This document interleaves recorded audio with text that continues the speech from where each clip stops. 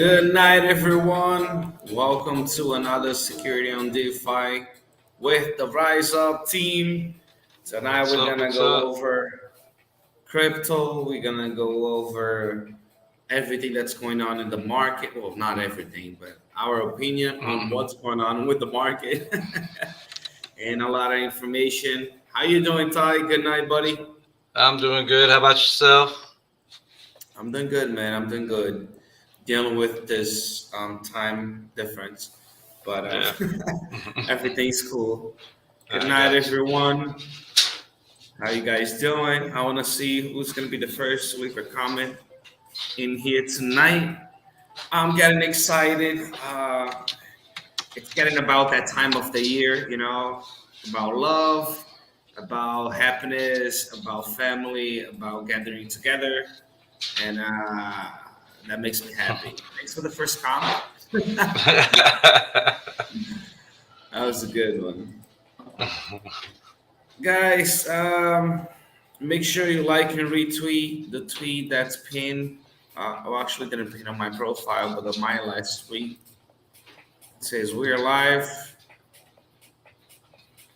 Make sure to like and retweet. Let me actually share so we can get everybody in here. I know today's a hard day to get a lot of people together, especially after the market conditions. People seem to not really want to be listening to crypto right now. Yeah. You Yeah, feeling the it's same time? yeah, I mean, it's just kind of and then plus you've got the holidays coming up and all too, so you've got a lot going on, between the market and the time of year and whatnot. I think the market's just so I mean, it's always volatile, but it's even more so. Yeah, I think everybody's kind of sitting around waiting for the other shoe to drop. When is Chinese New Year? Do you know? I think that's in like February or when is Chinese New Year? It starts. Oh, Is my your wife wife Chinese? No, our children, the first several years of the school, they went to a Chinese immersion school. Oh, nice. Yeah, so I'm asking my wife. My kids are upstairs. January 22nd. Wow. January 22nd. So I knew it was close to February. Okay, I don't even know they had that type But of it lasts schools. That's until nice. it goes until the 20th of February. Okay. Yeah, because Chinese New Year lasts a long time. It's from the January 22nd to the 20th of February. But this January 22nd is when the kickoff, Yeah. like the No, moon festival. I didn't recall the dates, but I remember it was near Christmas because I remember from Bitcoin charts because Chinese New Year people seem to cash a lot of or take profits out.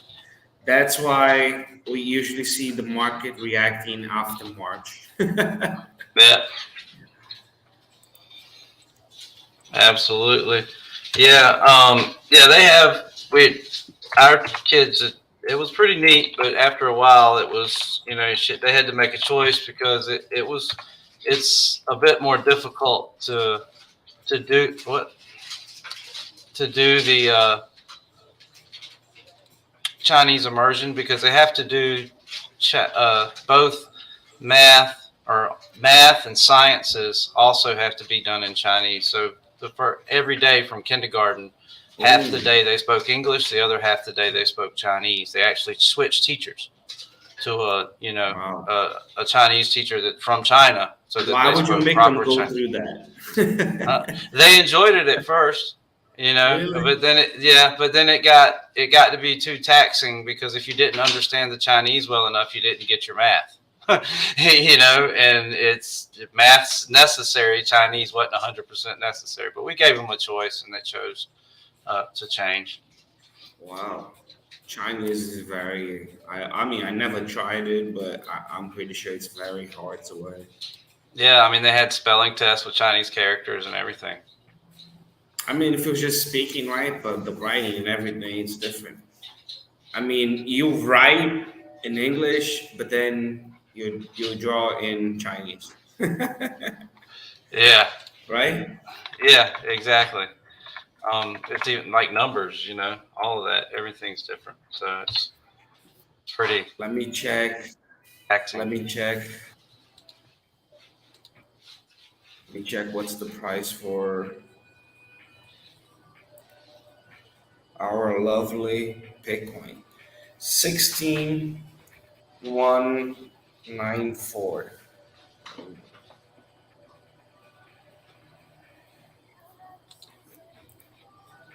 Yeah, they are talking about those 12K every day. It looks like more.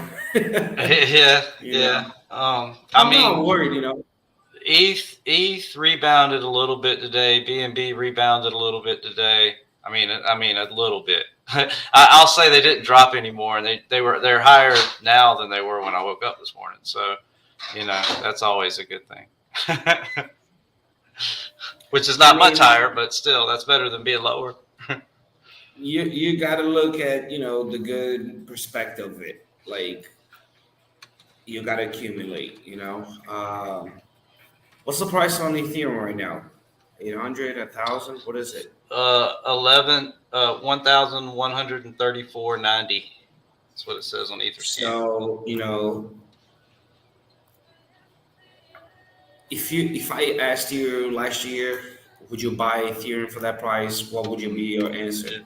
Yeah, everybody'd scream yes, of course. You know it. That's the thing. So yep, gotta get the idea straight. It might take longer than you cannot put like your rent money Yeah. because you need for the next month. But if you're willing to hold for the long term. Nobody can control the bear market. So just, accumulate as you can, not financial advice, but especially as you can. That's what, in my opinion, that's what most people who will succeed after the bear market will be accumulating during the bear market. Because if you're selling right now, it's going to be a problem because you're likely not up. So likely never down. buying again at that price. Yeah, exactly. So, I mean, BNB's at 266, up 5% a day. Yeah, like I said, they're both up for today, so that's always good. Not anything tremendous, but just a little bit more stability. But like I said, I think a lot of people are just kind of waiting for the other shoe to drop. Everybody's kind of waiting to find out what more fallout do we have from FTX, because everybody knows it's not over yet. So it's just how bad is it? The money's gone, so regardless of everything else, I don't know how much it really affects, right? Everybody's like, well, does it follow this? But I guess there's the other projects. There are people still holding, to hope that they're able to recoup, and that FTX bankruptcy doesn't drag all those projects that they were invested in down. That's the big thing. Likely it's going to take some of them. There's just nothing you can do about it. It'll be too much of a cash drain. Wasn't part of it already on Binance or others like? Binance holds a good chunk of it. I mean, I can't remember how much. They announced they were going to sell, and they started the sell process, and then all this happened, and then they stopped selling, and then they said they were going to hold it. They weren't going to sell it. So they hold a ton of it. That's for sure. I mean, they're a company at the end of the day, so yeah, they'll wait now. But if they ever have an opportunity to recoup any of their funds, kind of the same thing with 𝗪𝗧, right? Binance was deeply invested in 𝗪𝗧 too. So when it was Luna, before it was 𝗪𝗧, so they have an interest in them surviving. That's for sure. But at the same time, it's they got what at some point you got to weigh. They'll have to weigh their company's best interest as to, do we just recoup what funds we can when we can, or do you don't know, right? It depends on where his company's sitting at that moment. I'm sure nobody wants to be the next SBF. So So like I think Binance has less than half of the money, right? And then there's Coinbase as well, correct? Coinbase, I can't remember. They're holding. They said how many they were holding, but then I saw later on today that the numbers weren't necessarily exactly right. But Coinbase is holding a ton of Bitcoin. So, you know, I think they said they were holding 2 million Bitcoin or something like that total. But what's the lowest we can reach on this crazy market that you believe? For Bitcoin? Yeah, I mean, it's hard. It's hard to say. I would say that, you know, the lowest we can reach. I don't know. You know, my best guess would be that it's going to hit somewhere around. If it does fall and start falling hard enough, I don't think we'll get any lower than 10. Right? I don't think it'll get any lower than 10. I'm not saying it couldn't touch. A lot of people under talking 10. About 12K. Yeah, the thing is that whenever we start to see it drop significantly again, or whenever it starts to rise again, that's when we'll know, because that movement down is when we're going to start to see where people are what the number people are waiting for, right? Because Now let me ask you a question. I know you're a conservative guy. Mm-hmm. Would you hold your money right now, or would you invest? Like, there's a lot of people like me that invest monthly, you know, no matter how the market is. Mm-hmm. Would you do that, or would you, like, you know, be very negative? I mean, I think if you have a system that you use, I would think, for me, that, you know, this is the time that you probably want to stick to your system. You know what I mean? Because when you play it, when you work, huh? What's that? What do you mean stick to your system? When you're saying, so some people buy monthly, some people don't, some people read the chart, some people, you know, it just depends. Okay, so if you want to consistently buy the same amount every month and just consistently buy, regardless of what the market is saying, then I don't think now is necessarily the time I would do anything different. You know, if it were me, I would look at more of do more of the same, because this is exactly where those averages start to work out. You know, I mean, where you can start to pull some averages, like whereas last month you might not have done so well. I think for me, this is a good time, you know, to dollar cash it, you know, average it down. Because like you said, if anybody would have told you last year that you would be able to get Bitcoin this low, you jump all over it, you know? So I think if you're in a position and it's something that you want to do, then, you know, maybe not drop the whole thing, maybe wait and see if it does go in half. But, you know, if it slices itself in half again, or right there near it, or if it goes down to 12, you know, I think that it's impossible. There's a reason why we're not launching 𝗪𝗧𝗛, and that's because we can't gauge it. We don't know what it's going to do. So it's really hard at the moment because there's too many outside circumstances. It's not just the chart, right? You're not just working the averages of the chart, because you have political issues that are going on. You still have the whole thing, you know, any little thing, the FTX thing, any little thing, like if something very big goes down, if Genesis just totally flops, I mean, you know, everybody's hoping that they'll be able to pull through it. But if that doesn't happen, that's a big blow, you know, that's another big blow on top of that. And how many do they bring with them? Because the thing is FTX was invested in a bunch of lending platforms. So this means that they're lending other people money that they don't have. You know, so how far does that domino, you know, fall? How far does it go? Because when you're talking about lending platforms that start to fold, then they start declaring bankruptcy. You know, what are their assets? You know, how do those contracts read, right? So are other people's assets going to get seized because, you know, under the contract, they're actually that lending services assets at the moment? You know, I mean, it's just, you don't know because there's so many ins and outs. And I think that a lot of people, there's a lot of rumor. That's a big thing too. There's just so much rumor going around. You don't know what's real. Let me tell you what my rumor is. But this is what I think it will happen. Now, this is just me. I'm not a professional day trader. I used to day trade a lot. I wouldn't call it professional. It's, that's a very high profit, talented people. But I would say I used to do a lot of day trading, and I was very successful in that. Sometimes I would be lucky as well because the market conditions would make me successful because sometimes there's no way you can lose money in crypto. It's not whether or not when the bull market's flowing. I mean, a lot of times, unless you invest in just outright scams like honeypots or rug pulls that happen within an hour or something.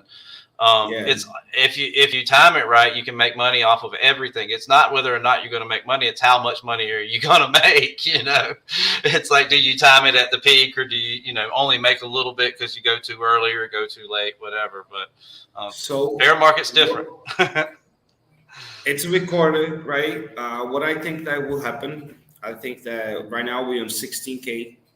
I think that this week we should keep going down a little bit more. We did hit 15.5, if I'm not mistaken. So we did go up a little bit. It is Tuesday. If we don't go up like a good amount until Thursday, Friday, forget it. Then we're hitting like 14K on the weekend. Yeah. Well, you're going to see a lot of people pull for Black Friday. They'll start pulling profits. I mean, weekends. Let me tell you something. One thing I learned was that on my time, Friday mornings, beyond the market just goes down, man. People wake up, they pull the money out, and and weekend and all of that, and people wait for the Monday to invest because they don't know how the market's going to react. And then there's a lot of situations that many years that has been happening. So I feel like with all this, there's no good news. So I mean, it would stay steady, but then it wouldn't go up much. So there's no good news. The fear is still very high. So I think the next couple weeks, like the next 8 days, next week, which is the end of November, we should see going down a little bit more. And then we're heading to December. Now there's Christmas. There's people who got to pay bills. There's people who got to buy gifts. There's people cashing it out. And then January, we have Chinese New Year up until February. So if we're lucky, my idea, right? I can be totally wrong on this.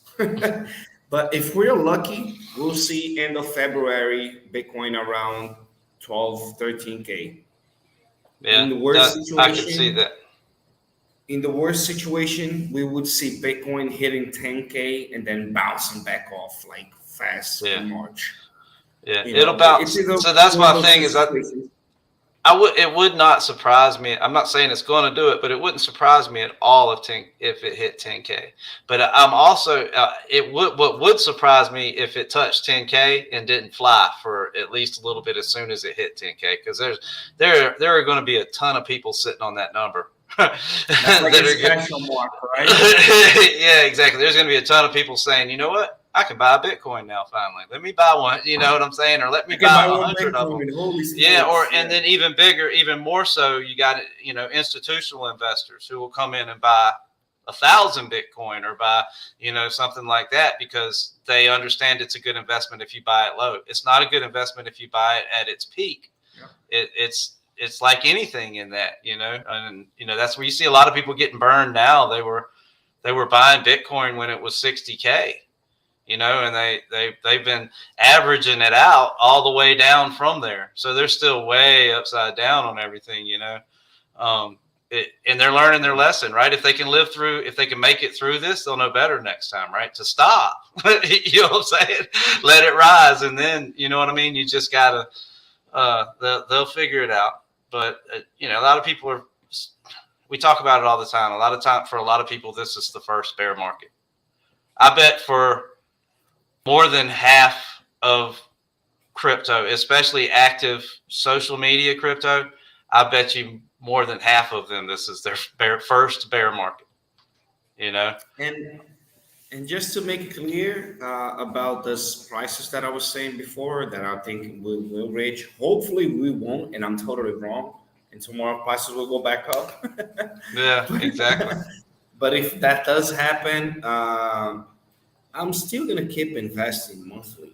I am not gonna wait for February to put money in. Oh, then no. Well, I mean, I'm January. I definitely wouldn't tell you to wait.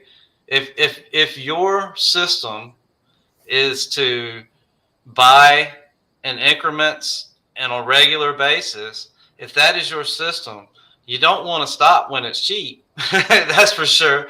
You know what I'm saying? The only time to consider stopping for me personally would be when it's high and you're like, okay, this is the peak. This is as high as it's ever been, or it's gone up 200%, or Not even just worth Bitcoin is not going to do that. But $200, $1,000. yeah, if it goes too high, you know it's about to drop in a week or two because it's pumped so hard. Somebody's about to start taking profits, and maybe then you can consider it. But for me, if I'm working that, I would say I'm not going to, when it's cheap. That's the whole point. That's why you're buying when it's high, so you can buy when it's cheap too. You catch it in every angle. Eventually, it pumps above all of it, and you make money on all of it. You know what's the hardest thing ever? You being new to crypto and you having that mind. It's red opportunity. I'm gonna buy it. If you don't know crypto, and if you have $1,000, if you have 10,000, if you have 100,000, whatever you have. If you have 100,000, man, you want to invest that money. You don't want to lose it. You want to invest that money to profit on it. If you have 1,000, you want to do the same thing. You want to start off somewhere. If you have 100, you want to start off somewhere. You're still going to invest, right? But then I feel like this chance that people are having. People have heard of Bitcoin at least once, and they're gonna be like, "Hold on, man. I heard this so many times. Like, I'm actually having a chance to buy this low. Let me just buy one Bitcoin." Or let me just buy a quarter of a Bitcoin, or whatever it is. I see people getting more confident on that, and the game is totally bouncing back up. But I do see a few people. I spoke in a few groups. I asked a few friends, and a lot of people are talking about waiting for around 12K. But then they don't invest monthly, right? I'm not waiting on it. I'm not gonna wait. Because for me, Bitcoin is gonna pass 100K when I profit, right? It's gonna be beyond 100K each Bitcoin, and when that happens, it's not gonna matter if I bought in 16 or if I bought in 12. You know what I mean? Like, well, the funny thing is, not buy later. So the one thing to keep in mind is, the majority, when you see deep dips in the market in Bitcoin and Ethereum. To some, not as much, but to some extent, BNB. It's more or less coming from institutional investments that are being moved around. Because if you notice, so if you look at, I don't know that this is correct now, but I know that at one point during this bear market, exactly when ETH and Bitcoin fell, the actual number of individual wallets that actually held an entire ETH or an entire Bitcoin group. So so what it is it sounds to me that tells me that retail investors see the opportunity to buy at a price that, I've never been able to own a Bitcoin. Now I can. Let me buy one. Right? They came in the market. If you came in the market last year, and if you didn't buy a Bitcoin, but you saw how expensive it was, but you saw, and then you're still in the market now, it'd be hard not to say, I should buy one, if you could afford it, right? It would be hard not to. Yeah. And this crash is different because it's not like Bitcoin is a bubble. Bitcoin died. That's not the idea. That's not the feeling people are having. The feeling people are having is crypto is amazing, but then how can I be safe? Or how can I invest? That's the feeling that people getting. So it's different when you think about like when you have the fear of buying Bitcoin, and then you have the fear of where to store your Bitcoin, right? At the same time, there's the fear of buying Bitcoin as well. But most people do not have the fear. They're waiting because they want to see the market reacting so they can buy back in, and big month like we that invest monthly or whatever regular basis, it's one thing. But big players, like when I say big players, I mean people with millions, up.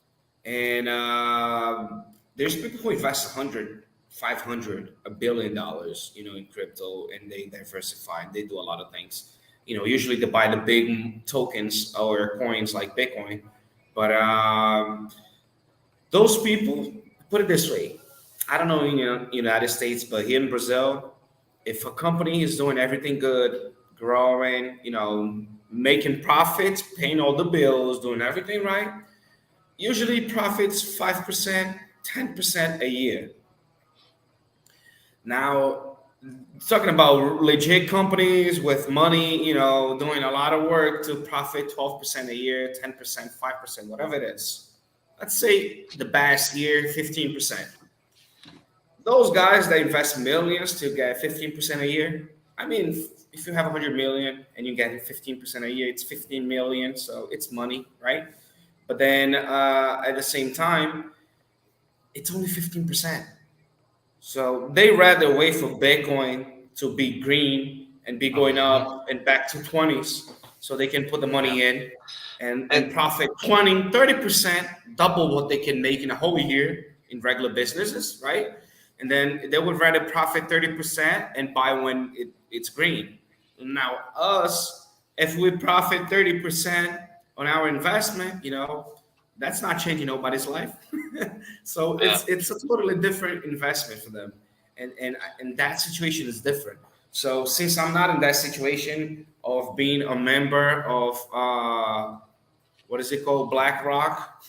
Yeah. Since I'm not a member of BlackRock, I gotta buy monthly, and do what I gotta do. If it goes down, well, sucks. If it goes up, thank God I bought it, whatever. And the reason why I feel like if it hits 12, there's a good chance it hits 10.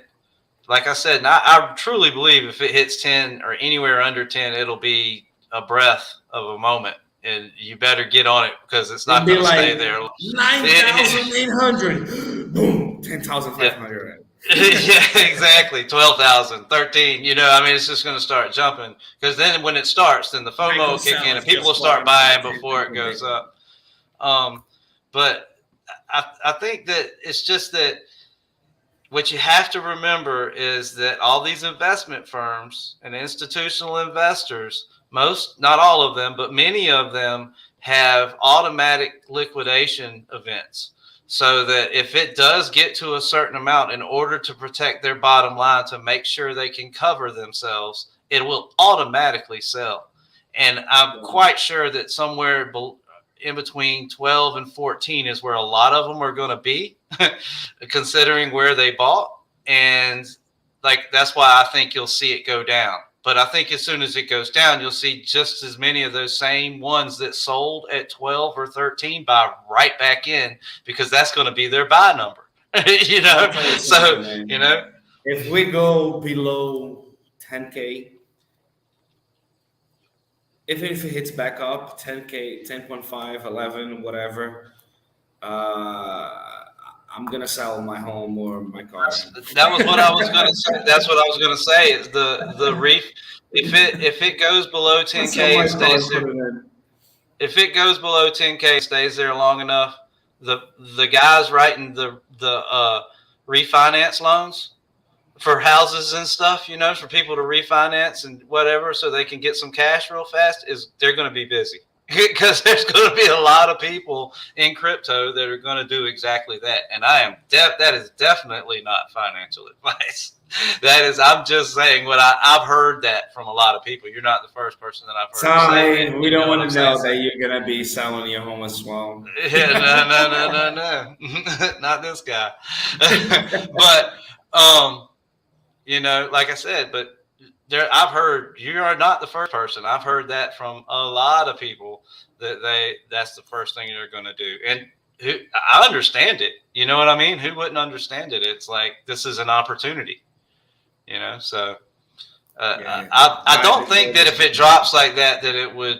Now, if it gets down there and if it gets anywhere around 5 or something, then you're going to have a problem. But I just don't see that happening. I just don't see it getting that low. I see it touching 10 at worst, and just a bit under 10. And then it's going to do, I feel like it'll do what it did, like what Ethereum did and what it did last time. Ethereum, touched under 1,000 for Ethereum. Ethereum, I think so too, because I think that institutional investors at 10 are going to put all the money they took out, they're going to put it all back in, so they can buy at a lower price. They're just going to accumulate more Bitcoin. That regular basis crypto holders, they're not going to pull the money out right now. Like whoever, if you had a whole year to like, oh man, I was stupid enough, I didn't cash it out. Let me cash it out now. And now that you passed a whole year in this bear market, you're going to cash it out? Like, no, the only people I know of that would cash it out now is because they need the money, like it's emergency fund money, or something. Let's just answer Fulcrum's questions, being up here for like minutes. I saw it. Do what do you think about Fidelity introducing crypto to 401k investment in March? It's one of those things that it's good for crypto as long as it's handled properly. Crypto's volatile as hell. So when you start putting people's 401k in it, and if it does well in a bull market, then we're going to get it's going to be the type of recognition people will see it and people will trust crypto more. You know what I mean? Because people have 401ks with their companies, and it's like, I can invest in crypto. Well, I'll give it a try. I don't know anything about crypto, but I'll let somebody else do it for me, right? And if it works out well for crypto, if it hits in a bull market, then great. But if somebody had put their 401k in crypto the bull run last year, they'd be sitting there right now, and I don't think they think it was a good idea.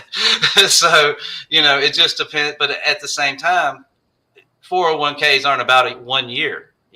They're about an abundance of time, not just 1 year. If you're never going to make money off of 401k if you just do it for 1 year, you'll pay more taxes probably than it's worth, or pay penalties. I don't think that. But I think it's a good thing as far as what it'll do is normalize crypto for those people that don't normally think about crypto. We talk about it. We see it on Twitter. We see it all the time, but people walk through their whole lives and they may hear Bitcoin, Ethereum every now and then, Binance maybe, but that's it. There's people who will listen to Bitcoin in 2022 and they will be like, I told you that was a bubble. It hit 69. It's down to 16. That's going to crash again. And it's going to die, Yeah. Whatever, man. There's people who still believe that leaving your money in the bank and getting that 0.1%. That's the best option. I mean, we got to respect. I wouldn't say respect that, but we got to listen. And, everybody got different ideas, different opinions, different ways of investing, and everybody has different ways of thinking that. Well, one of the things I like about crypto, for me, one of the draws to crypto is the ability to be so hands-on, I feel like it's a lot. You can do a Robinhood account or whatever. To be so hands-on when it comes to, there's no reason to be hands-on really when it comes to most stock, because you buy and hold. Now that's the way I do most of my crypto. But a lot of people don't buy and hold crypto. So I think it attracts people that want to have movement, So I think that we will just, it's always going to attract the gambler. So you're always going to have the losers and the winners, right? But we just need to, I don't worry so much about people making bad investments as I do people just getting ripped off by scams, because the scams make you feel like you don't have a chance, and they take your heart, they crush your heart. You get so involved in something and you believe in it so much. It's not just like, oh, I'm going to buy some, Apple today. I mean, most times crypto investors are all into it, shilling their bags and, pushing and pushing and pushing. You don't buy Apple and then go try to get people to buy Apple. You don't do that, so you don't get so emotionally attached. You're emotionally attached to the money. But other than that, there's no real emotional attachment, right? But with crypto, it's totally different. A lot of crypto investors get, it's all about being part of it. And that's why that family and the community, it's a big part of crypto. And 401ks, it being part of 401ks would take, you don't really get that part of it, but you do get more stability and you get more recognition, because if we want mass adoption, we need people to understand it. We need people to trust it. And that's how they'll do it, because the best way would be over time. And like I said, if you'd have done that last year with your 401k, pulled all your 401k and bought Bitcoin, you would not be very happy right now. You just wouldn't. But your 401k wouldn't have been worth much. It would have done this similar. It wouldn't be maybe not as far down, but all the stocks dropped too. So, it wouldn't have made a huge difference. Man, 401ks. Mm-hmm. If you can wait for 401k, you can wait for 5 years in crypto at least. I mean, there's no guarantee. There's no, how many people 2 years ago were talking about how they were going to retire at 40 because their 401k was through the roof, and then when the market did what it did, they're not retiring anymore. It's no different. You can wait 40 years, and then your government can go out there and be like, oh, we changed the rules. You're not going to get that much anymore. You're going to get this much. So, you know what I mean? It happens a lot of places, like even here in Brazil, people who got retired, many years ago, like prices of everything has been going up, they can even, and especially when you retire, you get it old. Usually you buy more, drugs like medicine, right? You spend more money on that. You got to take a painkiller, you got to take this, you take that. And then at the end of the day, you spend a lot of money on that. And the money that you get to buy food, to pay for the bills, and to, buy your medicines and all of that, it's nothing, So it's crazy how people, oh yeah, I want to work, 40 years so I can retire and, live not working. But then you're not living a great life. You just live it. Getting by. Falcon. Yeah, DCA over time is hard to beat. What's DCA? So everybody know. Dollar cash average. So if you average it on the way down, right? So if you average it on the way down, as it gets lower, you buy more, you buy more, you buy more.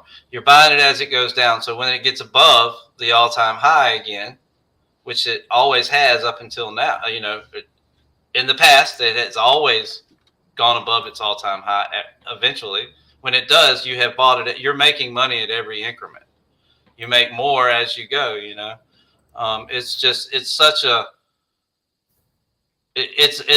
It's probably less attractive to a lot of people in crypto, just because, just like I said, they came into crypto to sling it and turn it and flip it and burn it. They just want, that's where they're here. But honestly, and that's okay. That's 100% okay, because you can do that.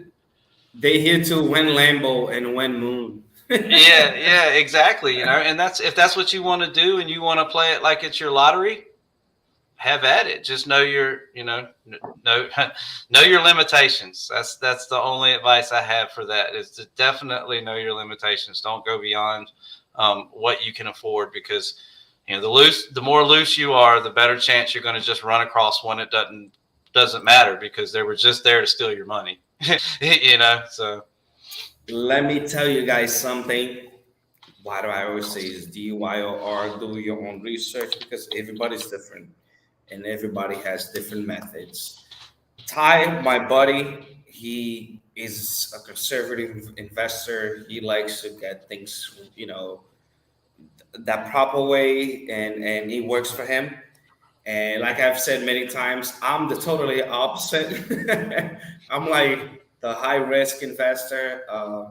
I have had many investments that wasn't high risk, but I only put in high risk investments now, especially if I can do my checklist on it and it passes on pretty much most of it. I feel like, I've seen many cycles already to know when it's going to succeed or not because I do DYOR, right? And I have that idea in my mind. So it makes it easier. But everybody's different. People invest for short term, others invest for the long term. Some invest more conservative, others invest, more of high risk investment. And it's all different for everybody, right?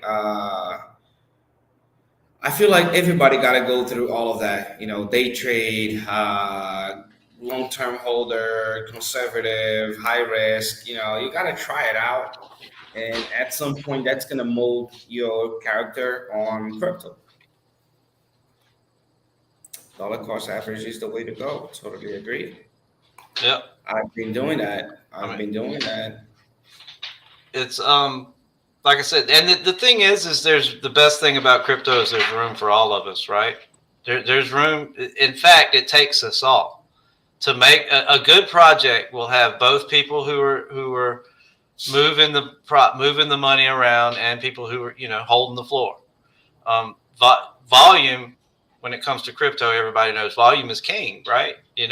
Volume in most business, honestly, volume cures all, right? If you have enough volume, you can fix almost anything if you have enough volume going through.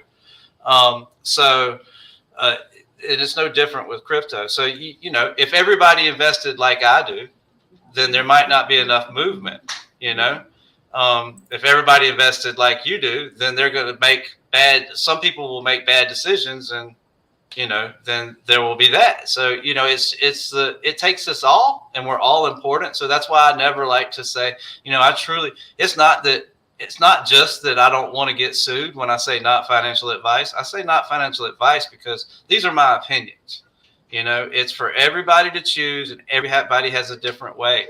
And you need to figure out where you need to take a risk assessment of yourself and figure out what you can mentally, not just financially, but what you can mentally deal with as loss, because like I said before, sometimes it's a lot worse. The loss is worse mentally than it is financially. Sometimes it's the pain of it, If you have a different life, a difficult life condition, like if life is hard for you, always take profit.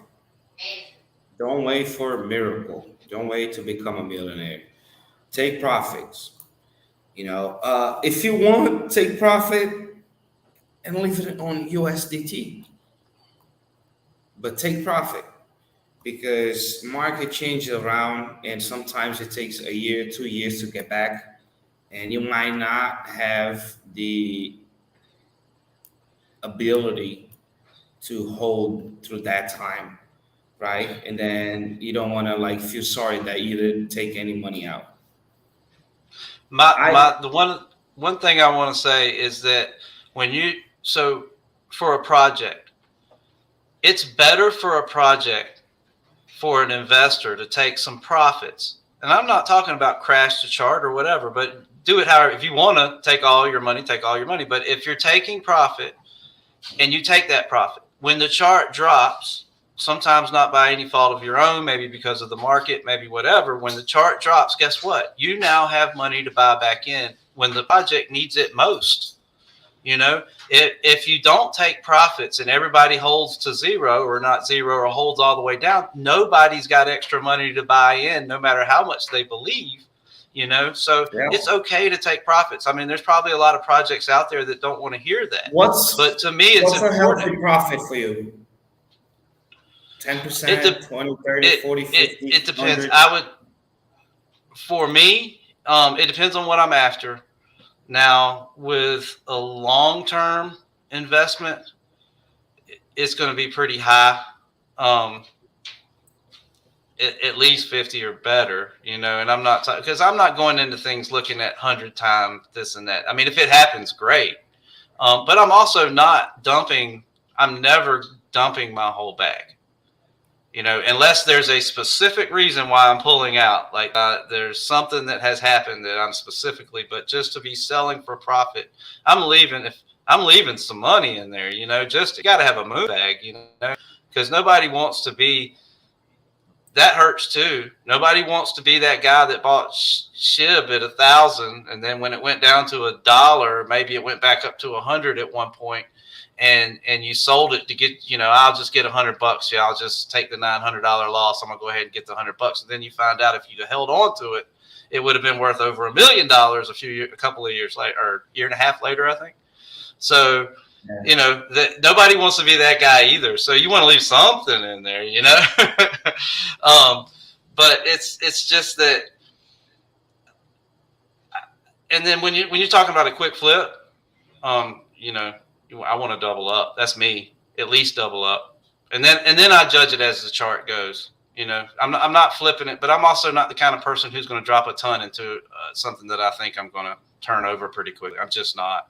I'm not that kind of person. I'm going to drop a little bit and see how it does. You know, and hopefully it moves so fast I can't sell it fast enough. It just goes to the roof. No Fulcrum. If you keep it on USDT. It's always 99 cents to $1. So if you lose anything when you cash your money out, it's going to be like pennies, dollars. It's going to be very, very little, the difference. It's pretty much stable 99%. So taking profits, it's healthy if you want, you know, leave it on USDT to buy back like part of this thing. You know, and obviously the caveat to that is that's as long as it holds peg, of course. And the USDT is one of the more stable, but it has had some, you know, some questions. So just be careful. I mean, just understand that all stable coins are not the same. Do your research on stable coins just like you do any other token, because there's a lot of stable coins out there. And, you know, Luna and all that proves that. I only use all these years USDT and USDC, and that's it. So, and this is just what I've read, so I don't know that, you know, that it to be true, but just to pass along information, I definitely would look it up to make sure. But USD, from what I've read, USDC holds the most by far to back their tokens, like multiple times more than what they would need. So that is always a good thing. If somebody makes their reserves public, then you need to know that. Another thing is, don't get too crazy if they don't want to make their reserves public, because there's a reason for that. If somebody knows exactly what that reserve is, they know what kind of a cash run they would need in order to flip it, just like what happened to Luna, right? So somebody figured out how much money it would take to break the algorithm, and they broke it. You know, who did it? We might still be finding out right now. Obviously, you know, there's rumors now that FTX may have had something to do with it. But there's going to FTX right now. I also think that you're going to see FTX's name in anything that happened in the last year, because they could be used as a scapegoat. You know, just say, oh well, it's FTX's fault. It's already, they're pretty much involved in everything. Yeah, I mean, if you look at all the companies they invested in, I mean, they were scooping up companies left and right. at one point. I mean, and they're bailing out companies like Voyager and all this. They were supposed to be bailing them out, and here they are needing the bailout. And I also read some articles about that someone approached them from an investment firm, a fairly large investment firm that specializes in dealing with the high risk like that. And that they actually tried to have a meeting with them to tell them, because they were watching what they were doing, and they said the numbers were not going to work. They were going to have a problem. And the quote that I saw was that you can go very quickly from the rescuer to the rescuee in this situation by continuously buying companies. And you buy a company, you buy their debt, you buy everything, So we all know now the cash wasn't there. They weren't even spending their own money at one. They just started spending, users' money. So that's the part that he's not going to be able to get away from as far as being illegal. They can smooth it over all they want to try, but he used money that wasn't his. It wasn't his company's. You can't do that. It's crazy, man. You were talking about it, and I'm like, I feel so bad for the people who lost their money, and who had money there and supposed to be investing in something for your life, and you're getting your money stolen. But then crypto was never about centralized exchange, right? They were never about, being ruled by banks or by big people. It's always about us, regular people, having our freedom. And that was a good shake off, right? If I would say in a few years from now, and I would look back and be like, oh man, in 2022, we had that shake off with FTX, but that was worth it because the whole market changed and I was for the good. So I would be happy. But then, since actually FTX happened in a very good time, because if all of this happened last, bull run, imagine in the middle of like August, there's news coming out, the last cycle wouldn't even have reached like 50K. Exactly. And where would we be now? Yeah, exactly. Yeah, so, I said either in a space or on a YouTube the other day was that I feel like that over time we will look back at this and say, and exactly what you just said, that what happened with FTX was a good thing. And look, it was going to happen eventually, right? It's not like if it didn't happen a couple of weeks ago, it would have happened a couple months from now. It was going to happen. I mean, the way they were running that business, it was going to happen. So, and the cycles happen like that. I remember like the huge scandal that I saw was BitConnect, and at the time, BitConnect was like what do they call marketing multi-levels? What do they call it? MMM? Market makers? No, there's a name for marketing where you invite somebody in and then you profit on top of that person. What is that called? Marketing multi-levels? Maybe. I don't know. I'm not sure. You know I can't even say names, but like there's Amway, a company called Amway? Yeah, I know Amway. Do you know how Amway, they invite people in and then whoever they invite, they profit on top of that as well? Right? Yes. Some yes. people, you mean like a Ponzi scheme? And all of that. A Ponzi scheme? Pyramid Some scheme? people that, before BitConnect, nobody was questioning that. Yeah. And now if they see any kind of Ponzi scheme, invite a friend and then you get money for that. People are not gonna marketing. It's marketing mix modeling. Okay, thank you. And people are not gonna buy that because they already experienced that. So now we have a different situation, that other people are not gonna be putting money in on just any centralized exchange because it's big. Because Binance has a big name. No, I'm gonna do my own research now on why would I put there in why not, and what's a centralized and what's decentralized exchange, right? And get the whole idea of it. So it was good for crypto. It was good that it happened at this time. I feel like we cannot go much lower. Hopefully, mixed level marketing. So you were talking about MLM, mixed level marketing. Fulcrum, put it up there. I don't know if you see it on his.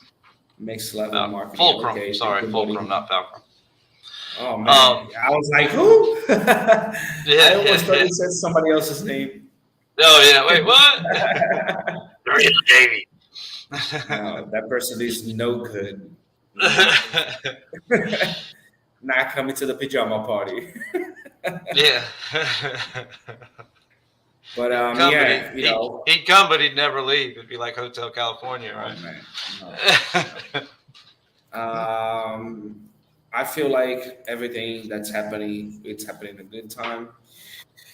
Next cycle, I believe it's going to be a super cycle. I believe many, many big companies are going to be getting in. So think about this. Next cycle, Bitcoin is passing 100K, and we got some news that FTX was robbing people. That would have such a bad impact because then big companies are in, and then there's not much new information and all of that. So it's happening at the right time. Put it that way. I mean, technically, myself, I would rather it happen in a bear market when there's no volume and not a lot going on anyway, than it happened at the beginning of a bull run and completely trounced that bull run after we just got out of a bear market, because that would be hard to survive, to not get to experience the bull run because of something like that, and it's something that it hurts now, but it's gonna get rid of some of the, it's gonna flush. That's the good thing. The bear market's kind of doing what it's supposed to do, right? Flush out the bad actors, flush out the weak. Because if you make it through this, you're gonna make it. You're saying the market is doing what it's supposed to do, and in my head, in my mind, just came like, the market is screwing all of us. Yeah. Well, the market, the bear market is doing what it's supposed to do. The bear market, there's a function of the bear market, and it'll thin it. It did it every time it does it. It thins it out, and whoever gets to the other end of it are all stronger. As companies, they're all stronger.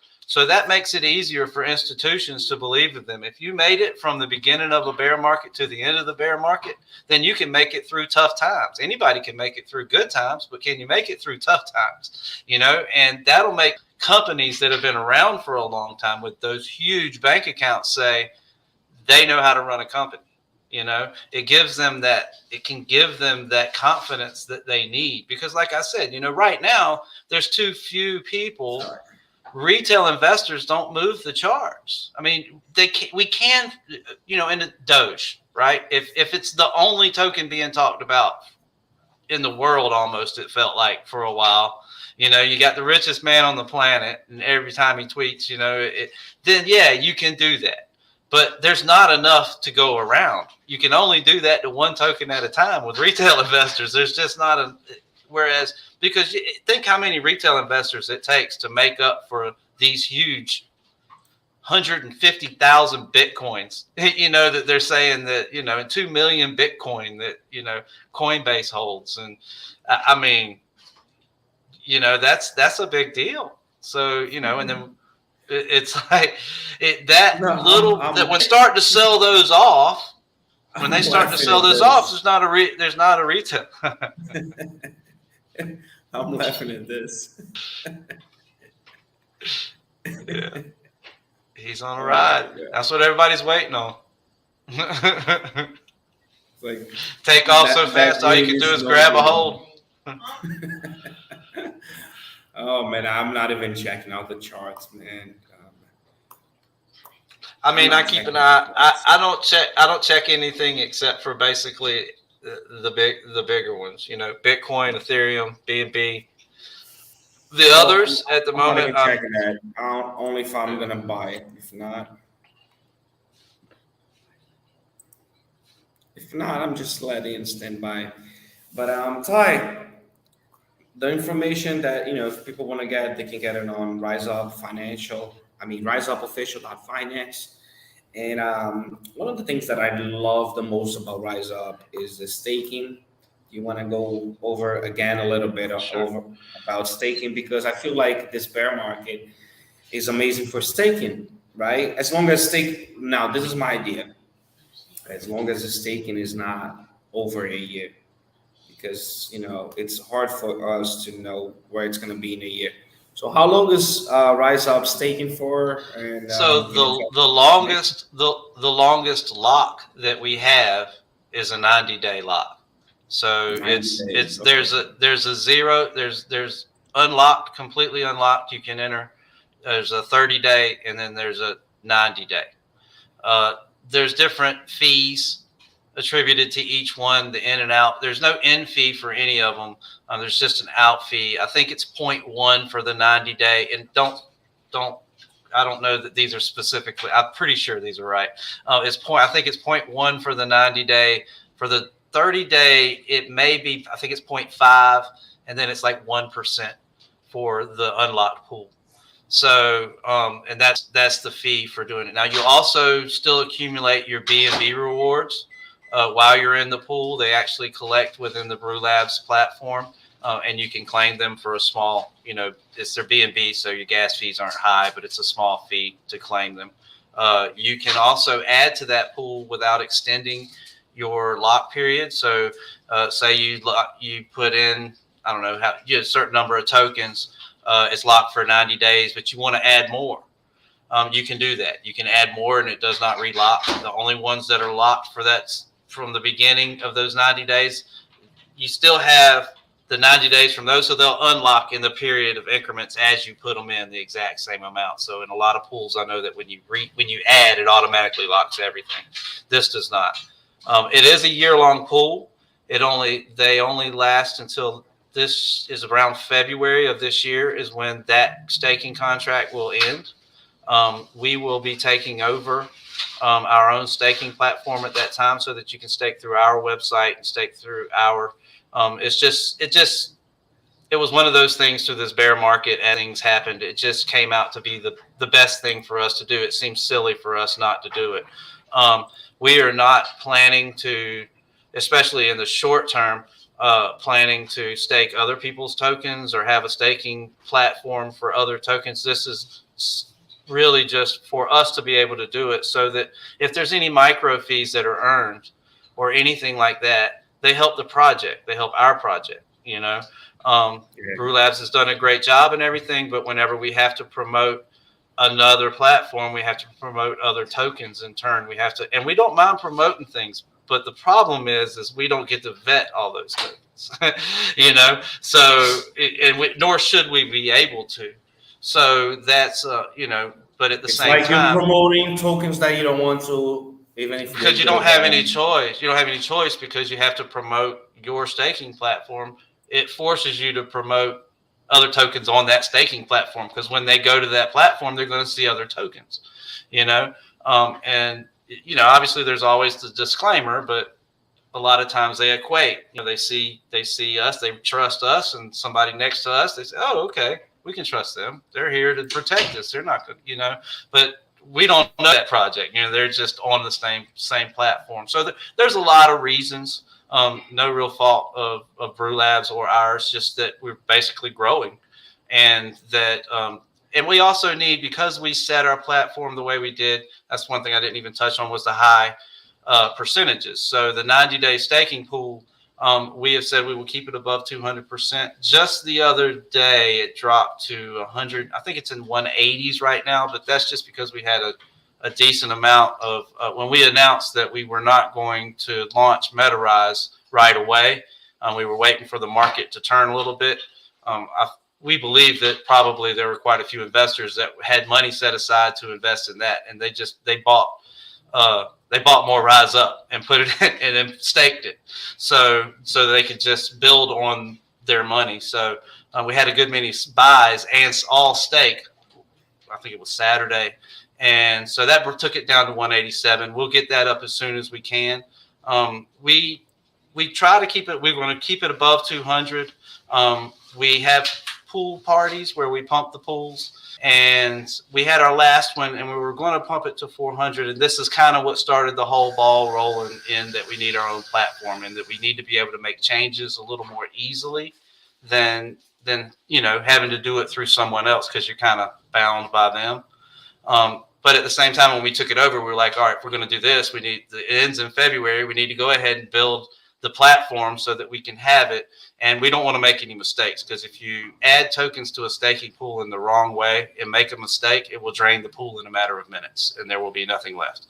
So you just have to be extremely careful. And there's a lot of tokens in those pools. So, you know, you're talking about tons of money that would come flying out. You know, you just don't want to do that because it would crush the project. But our tokenomics, what it does is a percentage of every buy and sell, and goes towards buyback and burn and or staking pool, whichever is needed. So to keep the staking pool, now the only pool we keep high is the 90-day pool. The other ones are pretty high too. They're around 100% or in between 100 and 200% themselves. But the only one that we continuously feed the pool is the 90-day pool. And that's one of the reasons why it's by far the most staked pool, because it constantly keeps jumping up. You know, the last time we pumped it to above 500%, you know, and as people keep adding to it, it slowly, gradually comes back down, because, you know, the more people that are in the pool, the more tokens they provide to the pool, the more they earn, and it lowers the percentage per person. Totally agree, man. And staking is amazing. Staking is great. There's two things to keep in mind. Don't get fooled by the numbers. Don't get too intoxicated. Don't hear me say we got 200%, and then you go see somebody's got 1,000 or 10,000 or even 200. Do your research. Just because they have staking, because remember, no matter how many tokens you have after you get done staking, if they're not worth anything, they're still not worth anything. If you doubled up a zero bag, it won't do you any good. So you need to be sure you understand the token and also the staking platform if that token's not doing it themselves. You need to trust both of them as much as you possibly can in crypto, because no matter, like I said, no matter how good the percentages are, you can 10 times your bag and it's still not worth anything if all the liquidity gets drained while it's locked, because most will require a lock. All right. Thank you, Falco. I appreciate, man, your feedback as well. The Rise Up team and we have a nice partnership because we both have kind of the same idea. They're all about security. I am all about helping people, about security, about, you know, letting people not make the mistakes I have made in the past. And I love how you said, I want all of us to win in this game. So do I. So does Ty. So does Dave. Yeah. That's the pretty much the number one thing. I never said this, I think, but the number one thing that I liked about Rise Up since the beginning was that, you know, you guys always stood up for people, not even knowing them, but yet you were willing to help and make crypto market better. And that was a plus for me more than a year ago when I met you guys. And, you know, I appreciate all the support, all the information, all the knowledge, you know, that we share here. And not only you guys, but I learned sometimes as well, you know. There's always new information, and I'm like, oh, that's how it works. Yeah, I learn every day. I learn something every single day especially when it comes to crypto. Every single day, no matter how much you think you know. First of all, it's constantly changing. I mean, it's one of the draws for crypto for me. It's because it's constantly changing. New contracts with new type of tokenomics, with new use cases, new utilities, all these things that you constantly have to learn. It's not like you can just learn one thing about crypto and you know it all. There's no way. It just constantly changes because smart contracts can do so much. We've only really touched the surface of what they can do. I feel like, you know, you were touching on Rise Up and how we feel in our just. We've always felt like it's going to take every single one of us to succeed. It's going to take every single one of us to do well and succeed, because if you do well, you're going to tell other people, and those people are going to invest. If they do well, they're going to tell other people. Let them know that we do not have, any of us here, we do not have $3 trillion to make the market react back. No. You know, we all need each other. That's right. That's right. And if there's one thing that I would say the whole GameStop thing and all that taught us, or taught me, was that we can make things change if we work together. You know, we can bring however you feel about that went down.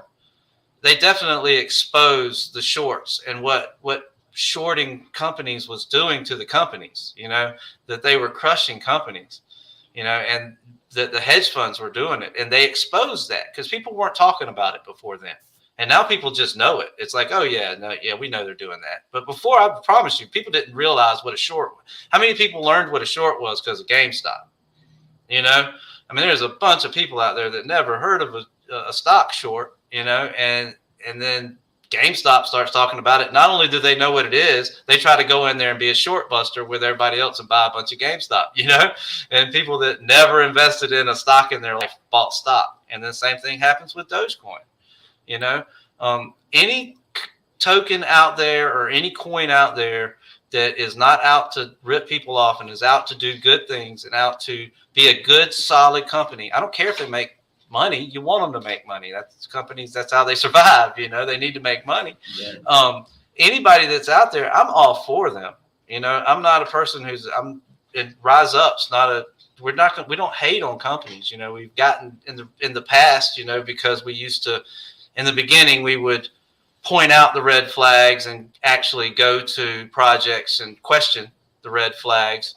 And we found out over time that it's not only basically ineffective, that you end up fighting and arguing with the exact people you're trying to save, and it creates animosity to whereas later, even though they know you're right, they still don't want to listen to you, you know, even though they get shown. So, you know, we've learned to do it differently, right? We're still going to point out the red flags and let people understand what those are.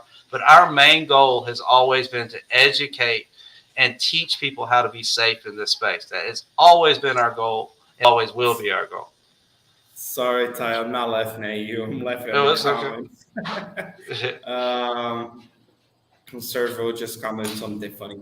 Michael, this YouTube channel, Junior's Flow YouTube channel, is about crypto and about we don't invest in stocks. I used to actually, but I don't invest in stocks anymore. We are in the future. We invest in crypto. On my channel, you see many great projects like Rise Up, 𝗖𝗎𝗓, and others. Make sure if you want to check it out, this is the project. That's the website, 𝗪𝗧official.finance. You can check it out, all the information there. You can also find us on Twitter, find Ty and the rest of the Rise Up team as well. If you haven't invested in crypto, man, take a look at it. There's more videos on this channel. And follow us on Twitter as well. Just put in Junior Flow and you should find us.